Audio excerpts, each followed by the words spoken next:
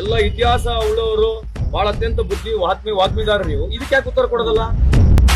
Electoral bond ನಲ್ಲಿ 10,000 ಕೋಟಿ ಮತ್ತೆ ಬಾಂಡ್ ಮಾರಿದ್ದಾರೆ, ಇದ್ರ ಬಗ್ಗೆ ಯಾರು ಉತ್ತರ ಕೊಡಬೇಕು? 2G ಸ್ಕ್ಯಾಮ್ ಬಗ್ಗೆ ಮಾತನಾಡ್ತಾರೆ. 10 ವರ್ಷ ನೀವು ಅವಧಿಯಲ್ಲಿದ್ದೀರಿ, ಅವಾಗ ಯಾಕೆ ಮಾತನಾಡಲಿಲ್ಲ? BSNL ಯಾಕೆ 4G ಲೈಸೆನ್ಸ್ ಕೊಟ್ಟಿಲ್ಲ? ರಫೇಲ್ ಡೀಲ್ ಏನಾಯ್ತು?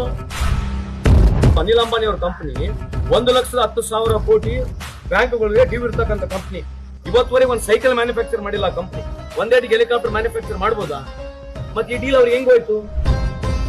$58 $84 ಆಗೈತೆ. ಇದ್ರ ಬಗ್ಗೆ ಏನ್ ಮಾಡ್ತೀರಿ? 55 ಲಕ್ಷ ಇರ್ತಕ್ಕಂಥ ಸಾಲ 1,73,000 ಕೋಟಿ ಆಗಿದೆ. ಇದ್ರ ಬಗ್ಗೆ ಯಾರು ಉತ್ತರ ಕೊಡಬೇಕು? ಆರ್ಟಿಫಿಷಿಯಲ್ ಇಂಟೆಲಿಜೆನ್ಸ್ ಚೈನಾ ಎಷ್ಟು ಮುಂದೆ ಹೋಗಿದೆ ಗೊತ್ತಾ ನಿಮಗೆ? ಪೋರ್ಟ್ಗಳು ಯಾವ ರೀತಿ ಡೆವಲಪ್ ಮಾಡಿದ್ರೆ ಗೊತ್ತಿದೆಯಾ?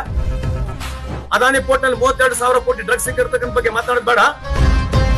ಯಾವ ಸ್ಟಾಟಿಸ್ಟಿಕ್ಸ್ ಪ್ರಧಾನಮಂತ್ರಿ ಅವರು ಕರೆಕ್ಟ್ ಹೇಳಿದಾರೆ ನೋಡೋಣ ಹೇಳ್ರಿ. ಇವತ್ತು ಬಿಲೋ ಪಾವರ್ಟಿ ಲೈನ್ ಎಷ್ಟು ಜನ ಇದ್ರ ಬಗ್ಗೆ ಚರ್ಚೆ ಮಾಡೋಣ. ಕೋವಿಡ್ ನಾಗ ಎಷ್ಟು ಜನ ಈ ದೇಶದಲ್ಲಿ ತೀರೋಗಿದ್ದಾರೆ? ರಷ್ಯಾ ಯುಕ್ರೇನ್ ವಾರ್ ನಿಂದಿರ್ತಕ್ಕಂಥ ಪ್ರಧಾನಮಂತ್ರಿ ಒಂದು ಎನ್ವೈರನ್ಮೆಂಟ್ ಕ್ಲಿಯರೆನ್ಸ್ ಕೊಡಿಸಕ್ಕಾಗಲ್ವಾ? ರೈತ ಸಾಲ ಮನ್ನಾ ಮಾಡ್ತೀವಿ ಅಂತಂದ್ರೆ ಯಾಕೆ ಮಾಡಲಿಲ್ಲ? ನರೇಂದ್ರ ಮೋದಿ ಅವರು ಈ ದೇಶದಕ್ಕೆ 100,000 ಸಲ 1,000 ಸಲ ಸುಳ್ಳು ಹೇಳಿರ್ತಕ್ಕಂಥ ನಿದರ್ಶನಗಳು ಇದಾವೆ. ಬೇಕಾದ್ರೆ ಬನ್ನಿ ಚರ್ಚೆಗೆ.